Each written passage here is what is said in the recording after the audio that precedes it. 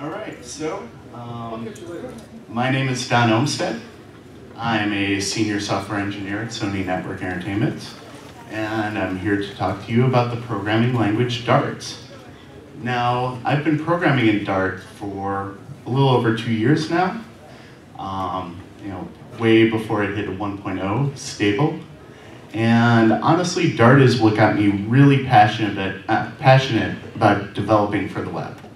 So I'm really happy to see people here interested in Dart and how they can use it and see what's possible with the language itself. So before I dive into the language, I wanted to give some context on how I came to the realization that Dart is the best platform to develop on, especially for games.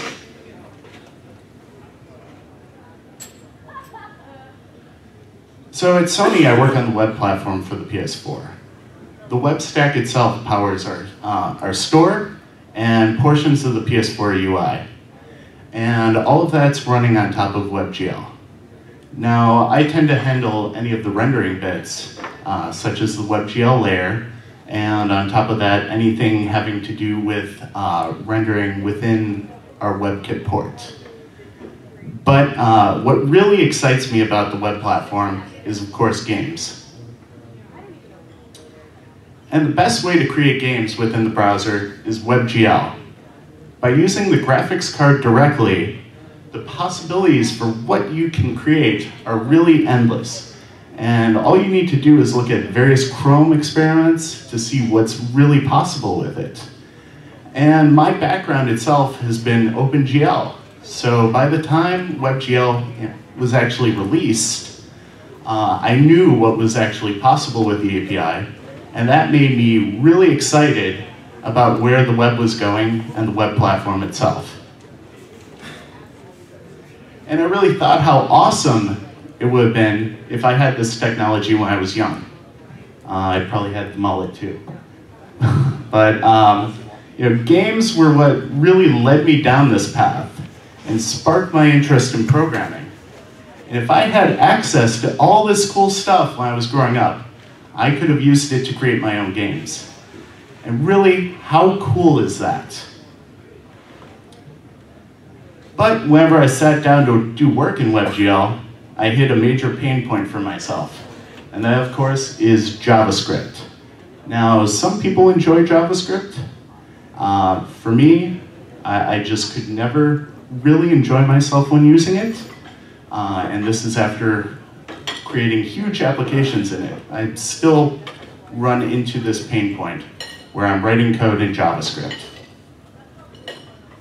And when I was sitting down and doing my own stuff, it really prevented me from embracing the web. And this was because, as an engineer, I really didn't understand why my only choice for development on the web was JavaScript. If you go and look at the native side, that's not the case at all. I have a plethora of languages to choose from, each with their own strengths and weaknesses, different paradigms, different sugar. I could pick whatever one best suited the problem I was facing. And professionally, I've programmed in C, C++, C#, Python. I've been all over the place. On the web, it felt like a monoculture. Maybe use prototypes, maybe use object extends, maybe you like semicolons, maybe you hate them. All these things are just subtle variations. But things began to change. People began creating new languages for doing web programming. And what these languages did was treat JavaScript, they treated JavaScript as nothing more than assembly language. So it's really the x86, the ARM of the web. And really, as more developers turn to the web for their application development, we're entering a post-JavaScript world where it is nothing more than a compilation target. And with that, developers will have a choice on what they use for their application development. And we'll see that these lists of languages that compile to JavaScript continue to grow. But in my opinion, the best choice for application development for the web is Dart, hands down. And that's because it targets what's important for the modern web itself. And games always end up pushing the envelope on what's possible on a platform. So really they need a language that fully supports that. And we all know, if you've done a game development, that they are really, really complicated pieces of software, and they require high performance. So this particular image is from a book called Game Engine Architecture, which was written by an engineer over at Naughty Dog, who you may know as the creators of Uncharted, and of course, The Last of Us. Now, it shows all the different subsystems used in a game. It shows all the different layers of the game and gives you a good idea on how they all build upon each other. And we really need the right tools to build something of that magnitude. And Dart provides just that for us. So one thing that Dart has always advertised itself as is being batteries included. So what does that mean exactly? So first off, you get a virtual machine that runs both in the client and the server. So if you've developed JavaScript applications, you know that you can share some of your code between the application side and the server side. So being able to do that within the language is a definite win. You also get an analyzer. Now, this analyzer runs on top of your program, and it looks for errors within your program. Are you calling something with the wrong type? Are you missing a semicolon? All these things the analyzer will check for you and will tell you about right away. Additionally, the virtual machine can run in a checked mode, and that means that it will insert calls, or it will insert checks at all the call sites to make sure that you are obeying the contract it gives you. And if you break that contract, the program itself will flat out stop. Now, this is completely different than JavaScript, which will keep on chugging. It'll throw an error, but it keeps on going. And that's a huge problem when developing applications. It's especially bad if you've run minification and you're trying to hunt down what exactly went wrong. So Dart also comes with a compiler. And as I mentioned, we can think of JavaScript as nothing more than the assembly language of the web. And this compiler takes all the features of Dart and compiles it to JavaScript code. So even if the browser you are running in does not support Dart natively, you can still use Dart to develop your applications. It also comes with a package manager called Pub, which handles library dependencies. I'm assuming most of you have used NPM or Bower, things like that.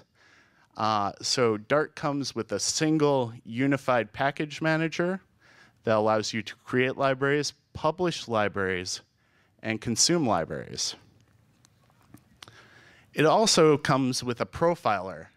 Now, this is especially important for games because you want to know what portions of your code are hot and where you can potentially optimize further. And having a profiler to do that will help you nail down those bottlenecks and figure out how you can make your application perform that much better. And of course, it also comes with its own editor. Now, the editor itself is built on top of Eclipse. It's more or less a starter IDE for getting you up and running with the language. And the Dart team knows that not everybody likes Eclipse. Go figure. So it supports multiple other editors and environments, such as WebStorm, which is an IntelliJ, Emacs, if you are writing your code in an operating system, Sublime, Vim, and the full-fledged Eclipse. So let's start looking at the language itself.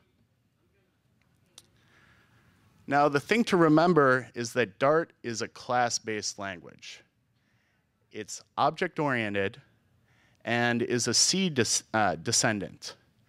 So if you've spent any time programming in C++, Java, or C#, you should be right at home in Dart. Additionally, Dart also supports type information. Now, the thing to note here is that the type information itself is purely optional.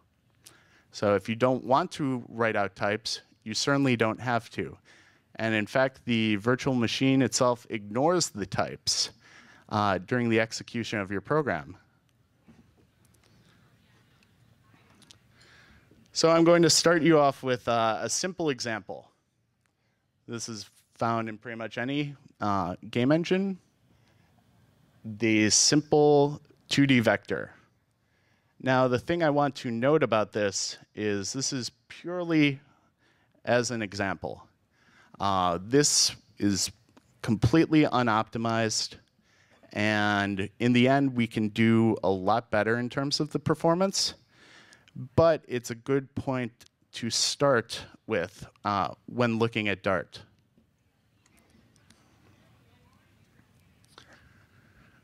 So at the top, you'll notice we have a library declaration. So Dart comes with support for creating and importing libraries for your application. This is another difference from JavaScript, where there are multiple ways that you could be creating your modules. You could use, AMD, all those things, require. Here, it's built into the language itself. So you get it for free. Additionally, you'll notice that when importing a library, you can also add a namespace to it. This could be the case where you want to keep the code cleaner, or in the case where you might have a naming collision. So Dart supports you in that realm too with namespaces. So the big thing here is obviously we're just declaring a class. It's simple. We don't have prototypes. We don't have anything like that. This is just a class, and we say so. We can also declare member variables. Now, as a convention, the member variables, as well as any public interface for the class, contains type annotations. As I mentioned before, this is totally optional, but it's a very good idea because it helps the consumers of your library use things properly. The other thing of note is that Dart actually differentiates between doubles and integers. So they are treated totally different within the VM, and you can use the types directly.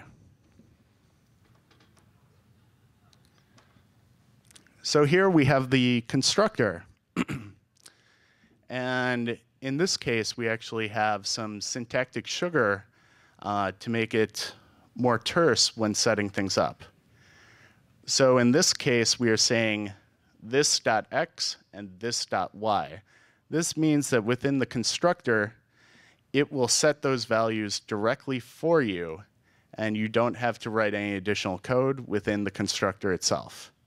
So a nice little bit of syntactic sugar to keep things nice and simple. Dart also comes with support for operator overloading.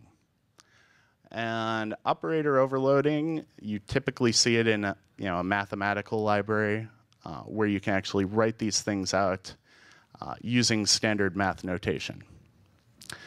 So it directly supports that. The other thing of note in this particular bit of code is that scoping is working properly. Dart contains proper lexical scoping out of the box. That means that you can access the variables within the class without using a this. Additionally, if you had an if statement and a variable within that, the variable itself is scoped to that particular block itself. So you don't get this hoisting problem that you sometimes see.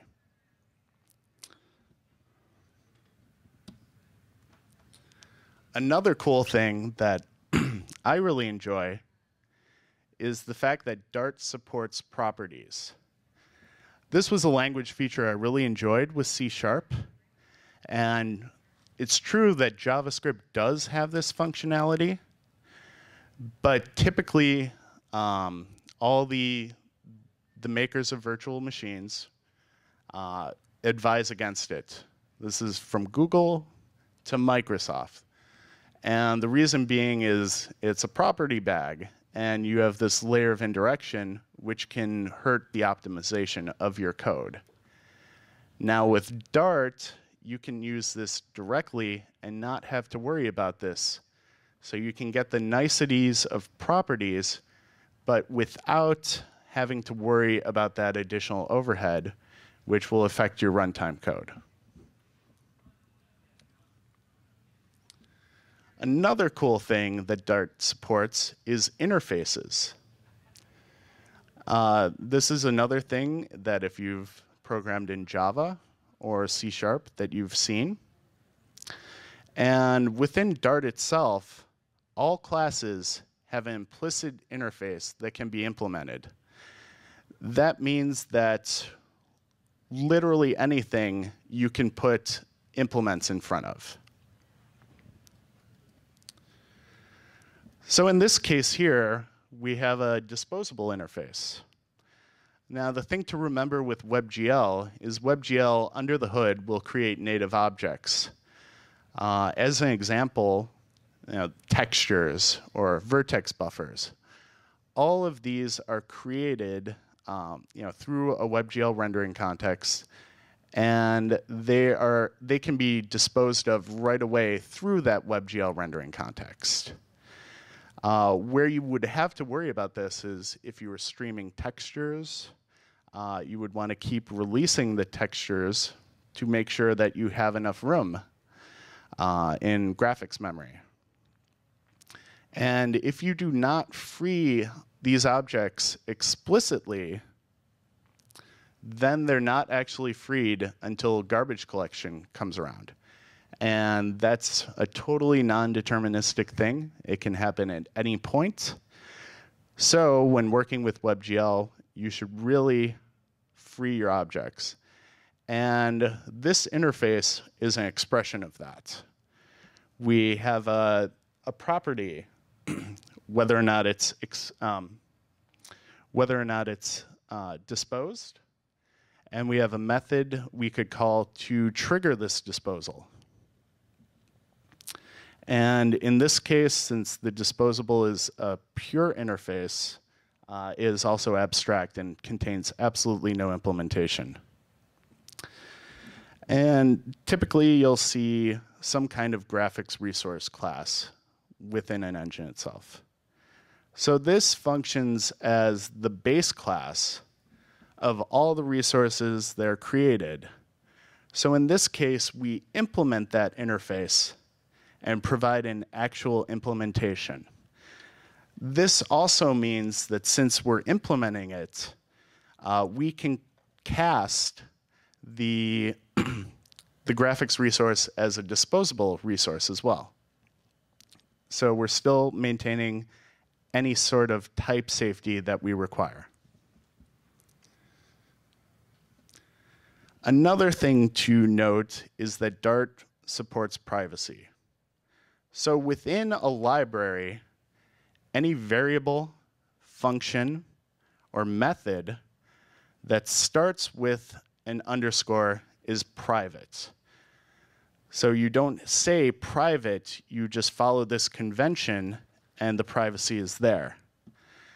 Now, the thing to note is that privacy is different than you would probably expect from an object-oriented language. In this case, privacy is enforced at the library level.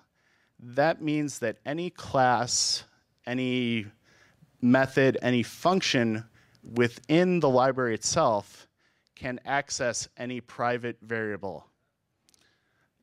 So this is similar to what you get in C# with internal scoping. And so you don't get protected or anything like that. It works purely on a library level privacy.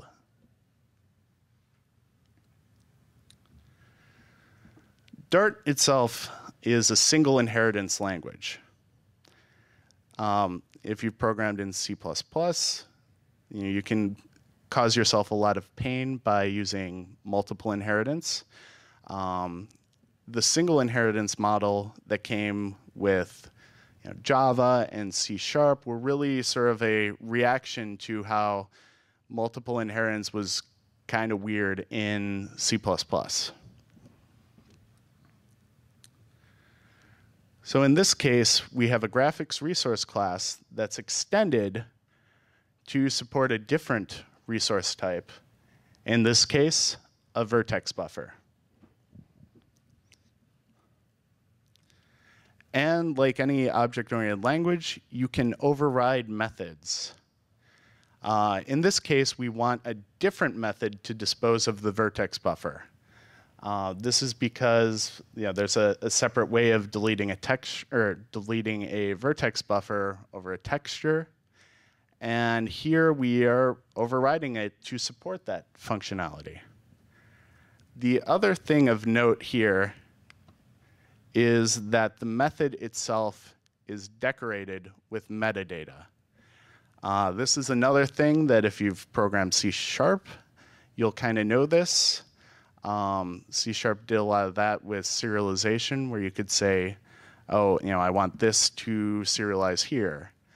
And this metadata can all be queried within the Dart language. So really, it gives you a huge amount of flexibility to do things you want to do. I've seen people use it a lot for stuff like Polymer, and it's a great bit of functionality that you can access. Another very cool thing is Dart actually comes with support for generics. Now, I should note here that a class itself can be generic, but you cannot create a generic method. This is because Dart under the covers is a dynamically typed language. So you can't have a static method that takes different types. It does not, because essentially Dart does not support overloading that way, because everything, when you run it, is dynamic. So that's one of the gotchas here. But in this particular example, we're looking at an object pool. Now, an object pool is something game programmers typically use when you want to create a bunch of objects, and the lifetime of the object, maybe it's short, but you want to be able to grab those, create them all at once, and keep them there over the application's lifetime. This is especially important in webland because we want to avoid the garbage collector. And by creating everything up front and reusing them over the application, we do not invoke the garbage collector. A standard sort of example for this is a particle. That's usually how you see this concept introduced. And of course, we don't want to write this every single time for every different type. So Dart supports this by implementing generics. So at the top here, essentially, we're defining a function's call signature using generics. Dart uses this notation, or this keyword called typedef, which you can use to essentially say what a closure looks like, what a function looks like, and this is the syntax here. You'll notice that we have everything in angle brackets, and that's how you signal that you are using a generic type. And the same thing happens with the class itself. One thing of note here is that the generic itself can be typed. So if you have an expectation that this generic only works for a certain type, as an example, if we wanted to implement that disposable interface, just hypothetically, we could actually say T implements disposable. And then anytime you try and create this object pool class, if disposable is not present, then it will error and not allow you to create the class.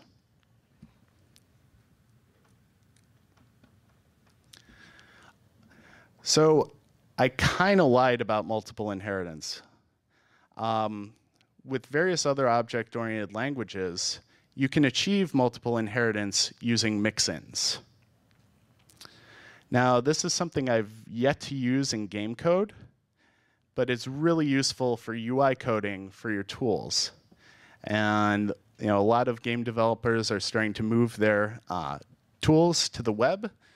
We have Mike over here, and he will be talking about this a little bit later in the day.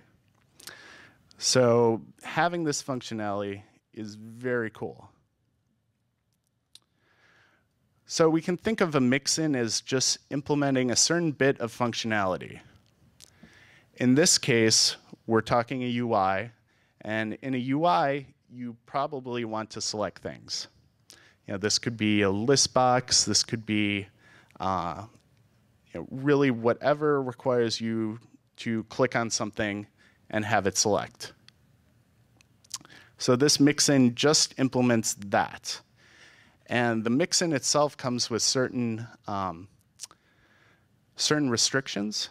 In this case, there can only be a default constructor. And that's really it for mix-ins in terms of your restrictions. So if you require any initialization, you'll have to do it at another point in time. So in the case of a tree view, which would be like selecting over a file system, a certain node you want would require being selectable. So by using a mix-in, we can keep all this logic contained to a single class, and we can use that in other places.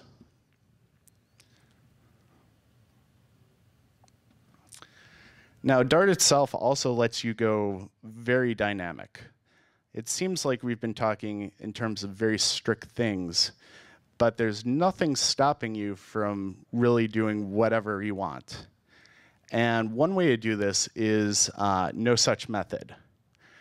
So whenever an object is called and the machine cannot figure out what the method you're calling is, it will go into the no such method logic. In this case, we have a debug rendering context. Now, typically during development with WebGL, you would like to make sure that your program is essentially sound. So you can do this by constantly checking the get error. Now, within Dart, we can use the no such method to treat it essentially as a mock. So while the debug rendering context claims it implements WebGL rendering context, it actually doesn't. What it's doing is it's forwarding off all the calls to an actual implementation. And in this case, we use the metaprogramming mirrors to do this. And here we're just checking to see if GL error was triggered after each method call. So with something like that, you fire off an error and you're good to go. And you found your problem right away.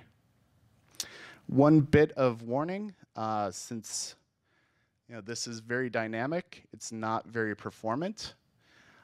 So you should probably avoid it during production. But in terms of having a way to debug your application, it's really useful. So I'd like to talk a little bit about some more fun syntactic sugar for you guys. So a cool thing is Dart actually supports name constructors.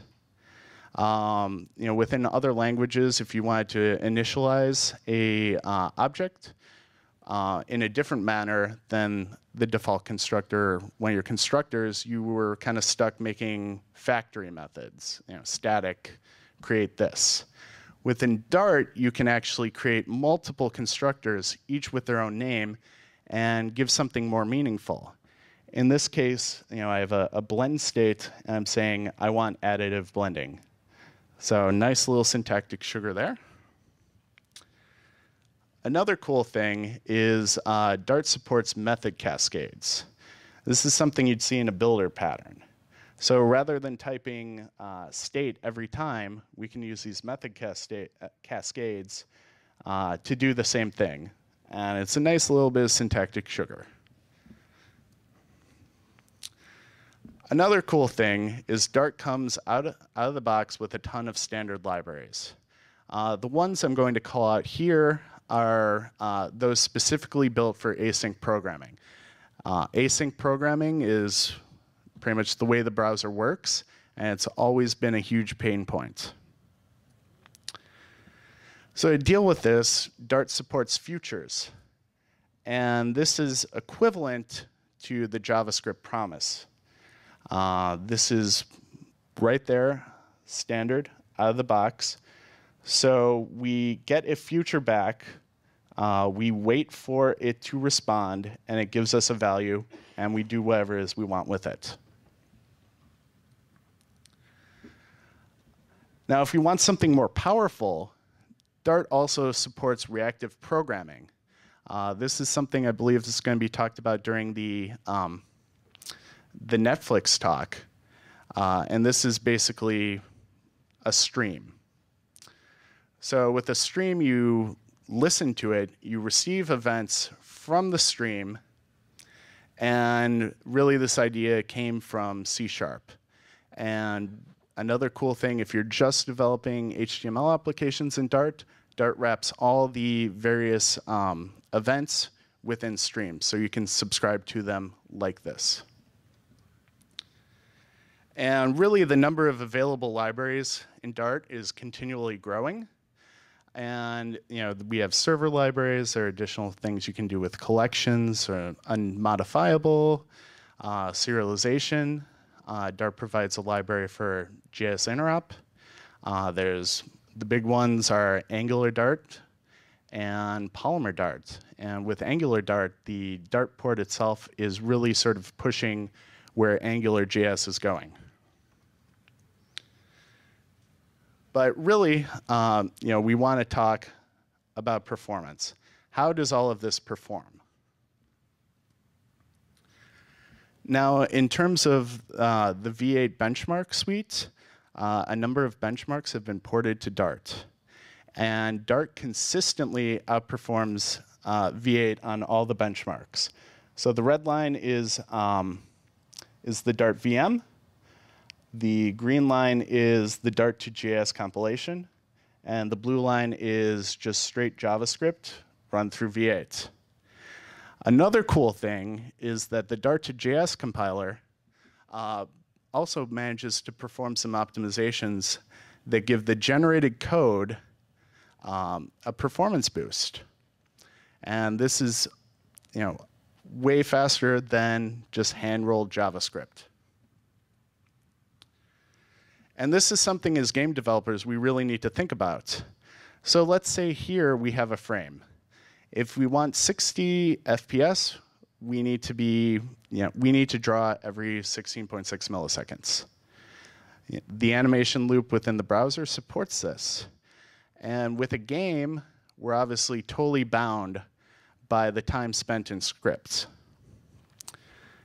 Now, the browser itself has things it wants to do.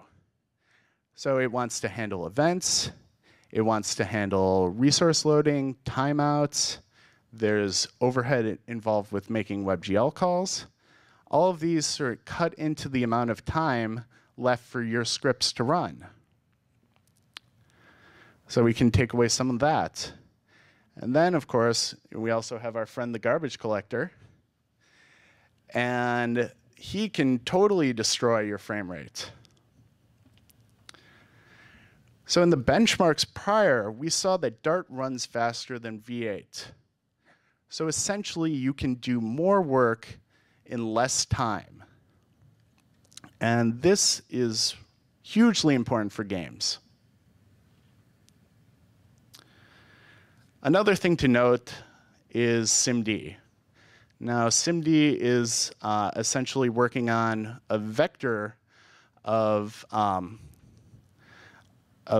numbers. So the cool thing there is within games, we do a lot of math. And if we can do a lot of math faster, that's a big win. And SIMD was actually, it's implemented within the Dart VM natively. A thing to note is that actually the SIMD bits came from Dart.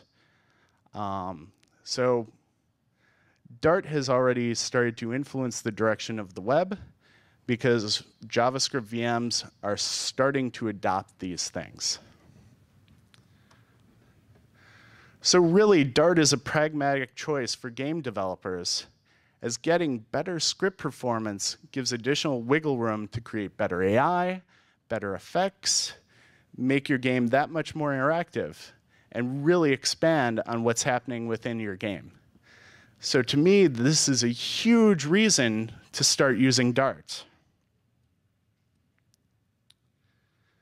Now to end, I kind of wanted to discuss where the Dart language is headed.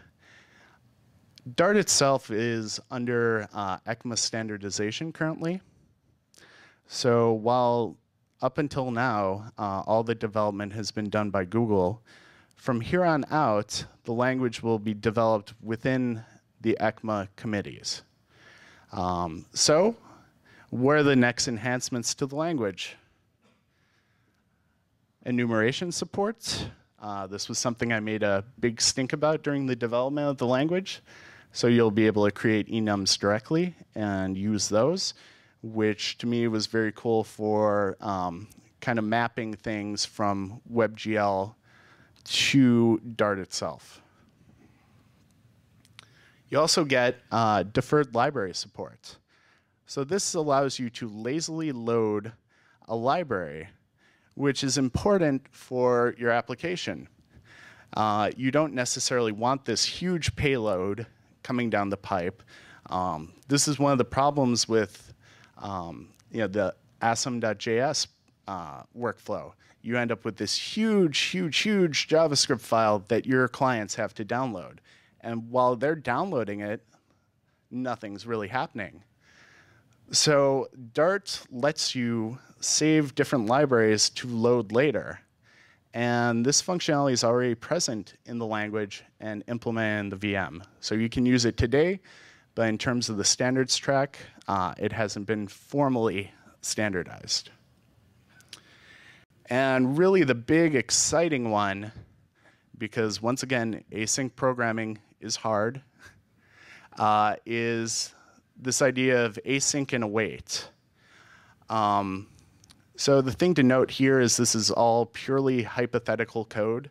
I just kind of guessed at what the code might look like, but the async await was really inspired by C#.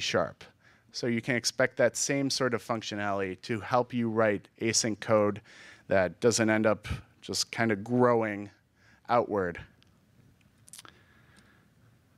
So with that, wanted to open the floor to questions. And of course, thank you guys for coming out.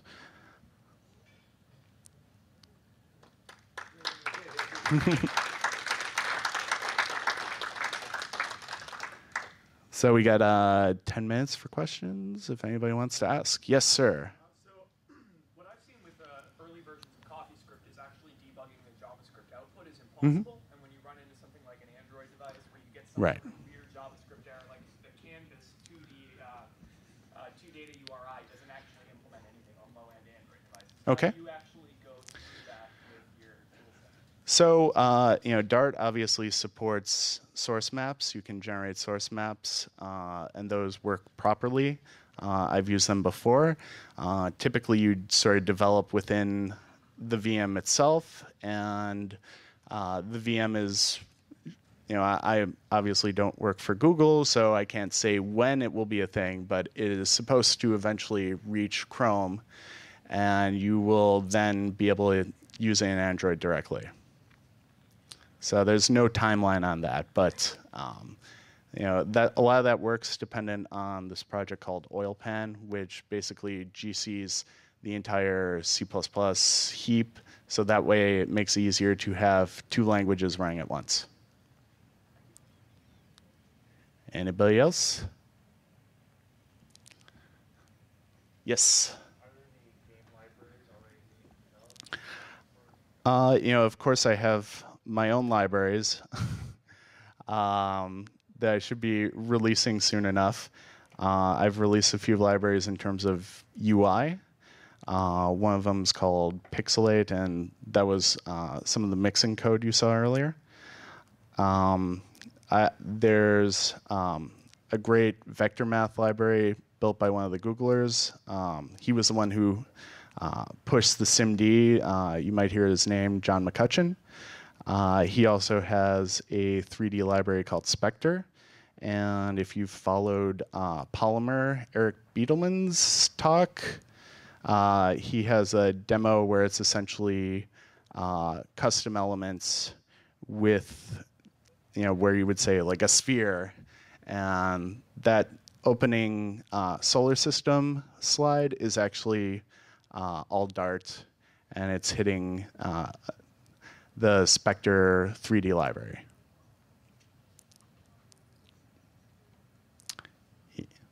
Anybody else?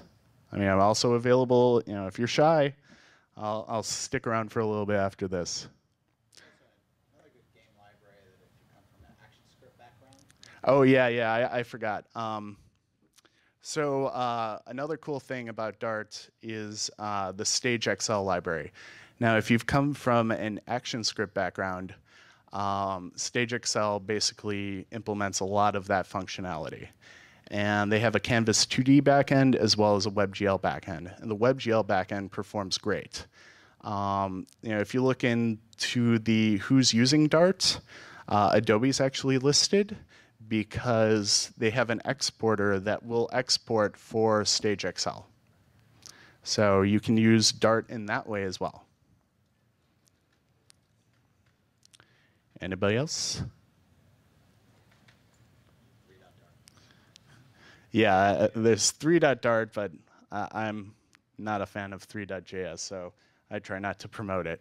Do you have any cool, sexy demos with like things that you've done or things on? Yeah. I mean, I can sit down with you guys afterwards and sort of show some of those, because it'll take me a little bit to set up. But Yeah, no, I would love to see. sure, definitely. I'm always up for talking Dart. All right. Well, thank you guys so much for coming out.